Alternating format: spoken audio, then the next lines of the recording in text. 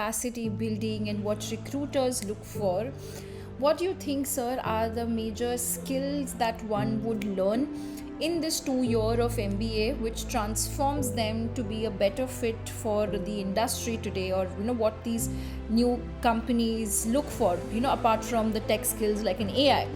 What is it that you think these recruiters look, which every student being a So part of this may SIBM would go sound through? okay. Okay, there are certain things that I would look for.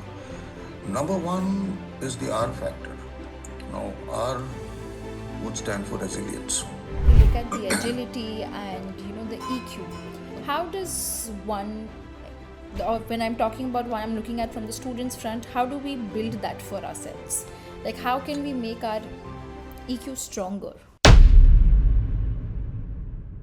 Would probably call me as an accidental academician because I'm not. I come from industry. Yeah, I've spent a fair amount of time now in academics. So somewhere a hybrid model is something that what you might call. But then I don't think of, what I would look in a candidate sitting on this side of the admissions table, but I would rather prefer to see what a recruiter would want to see. Having come from that side, it's a little difficult to shake that off. And considering, I think, all the turbulence that we are going through today, we've got a lot of people and, some very illustrious people saying that MBA is of no use and things like that. Uh, with this very strong reaction, I would like to say that I don't agree. I don't agree at all. And MBA is something that cannot be just academics. MBA is Yeah. something that is totally different. And looking at what the turbulence is in the market today, right, I would prefer to go by what my recruiters feel. Because at the end of the day, that's what we are trying to do. We are trying to give good talent to industry, to the corporate world, and our job is to build capacity. So, if you ask me what SIBM stands for or what business we are in, if you can call an academic institution a business, I would just say that we are not in the business of management or we are not in the business of education. I would just say that we are in the business of capacity building so that our students, when they join their recruiters, we want them to be productive from day one. And for them to be productive from day one, I would want to see in them whether they have it in them to become not just managers or management professionals, but owner managers. Somebody who will take charge of their role, somebody who will go beyond that role and act more in the nature of an owner, if you know what I mean. Yeah. Now that brings a lot of things into play because at the end of the day, you got to understand that most B schools would be offering the same hard skills, the same specializations, the same hard skills. Now everybody's after AI, Gen AI, all of that. So, whether it's SIBM or any of the, I won't even call them baby IMs, let's call them newer IMs or whoever it is, or whether it is the top IMs. So now everybody's going after AI, Gen AI. So it's everybody basically delivering the same thing. My question is, do you have that X factor in you? That's what I would be looking for. Now, that X factor would predominantly be looking at the softer elements. Yeah, because everybody is giving you the harder elements. Are we giving the softer ones, which make you a great leader, not a manager? That's what I would be looking for.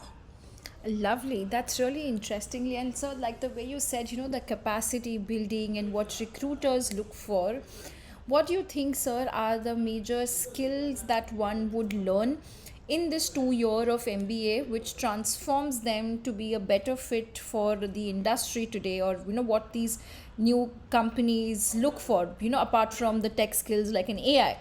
What is it that you think these recruiters look, which every student being a So part of this may SIBM would go sound through? okay. Okay, good question. But this may sound like a cliche, but like I said, the softer ones, number Yeah. one, and I'm not talking about the presentations and, presentation skills and just communication. Of course, that's important. You as a leader, you need to be good at communication, but there are certain things that I would look for.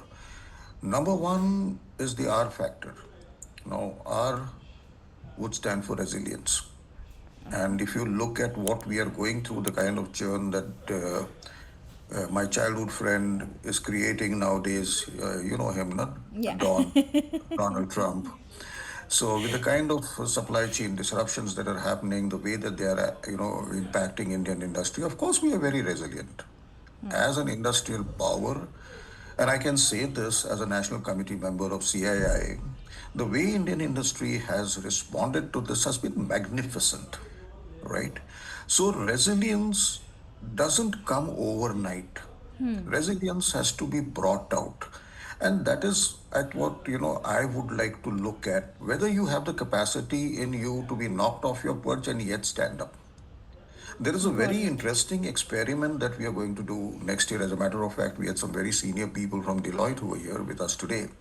And what we are designing with them is a series of workshops to just cater to this. How do you build in that R factor? Knowing for a fact that you don't know what kind of ball is going to be thrown at you from which angle, how do you keep a 360-degree lookout for that? And how do you prepare for that? Right? Yeah. How is it that you measure risk? So I would look at resilience, I would look at risk taking abilities.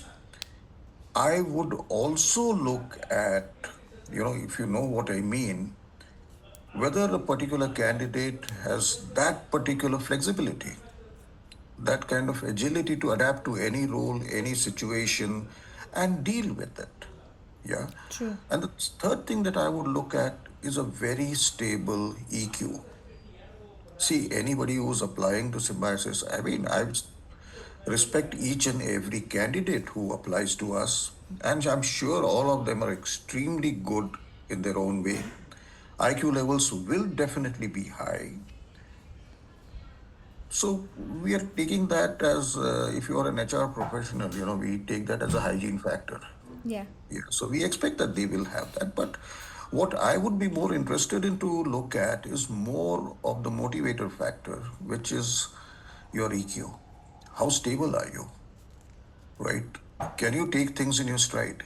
I think for me that's very, very important because we talk about VUCA and how it changed the world.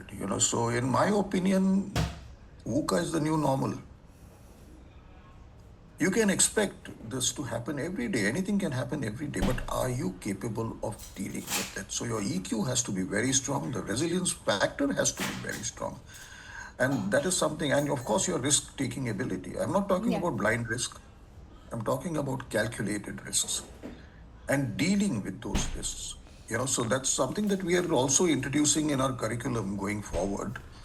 Again, on risk, resilience, that is going to be the mantra going forward. So very interestingly, the way you said, like like we look at the agility and the EQ. How does one, or when I'm talking about what I'm looking at from the students' front, how do we build that for ourselves? Like how can we make our EQ stronger? See, individually, there is not much that you can do.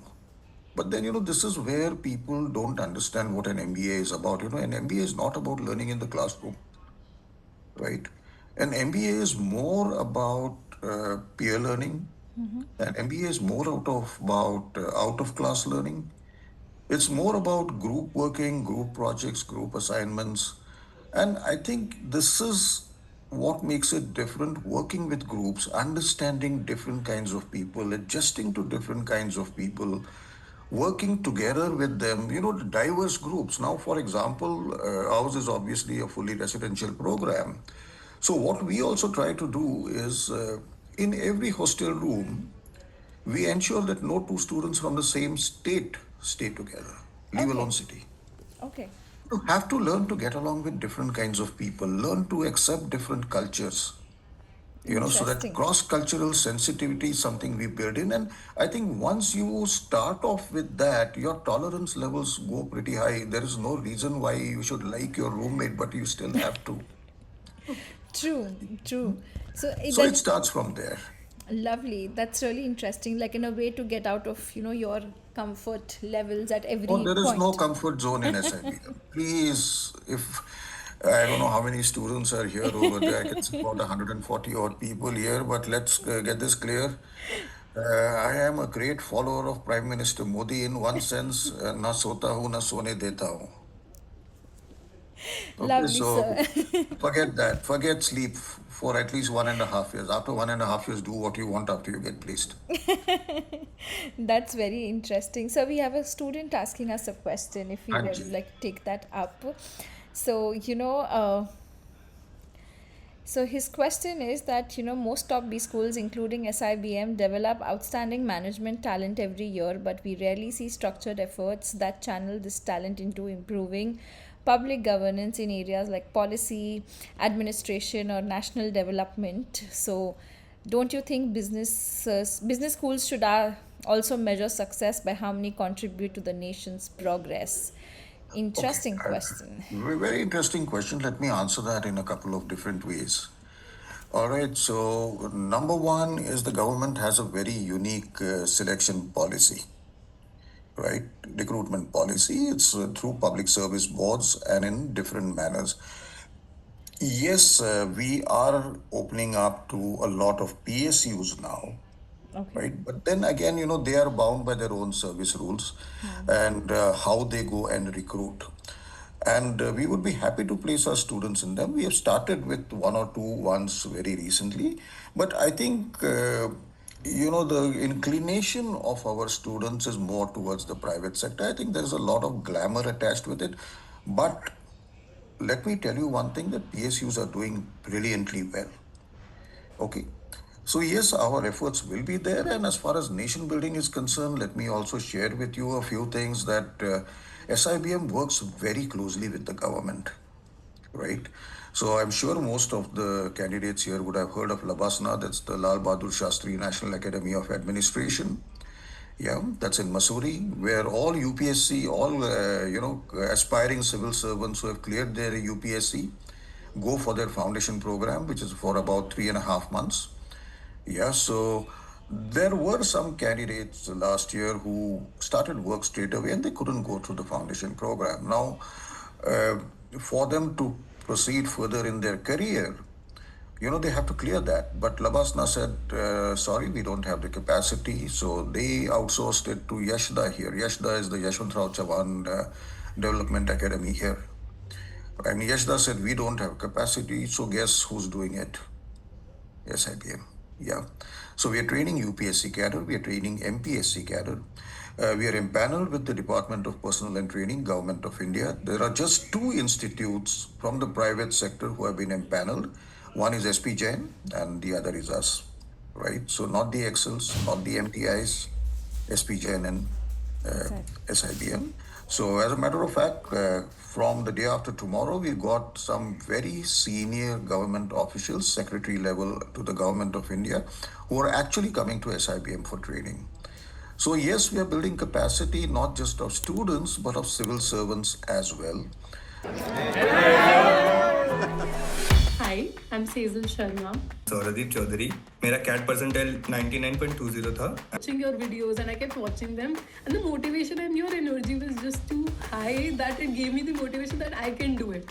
I'm very grateful to you because आपके मैं सारे lectures बैठा हूँ. CATKing का जो interface है वो बहुत ही अच्छा है एकदम CAT की तरफ.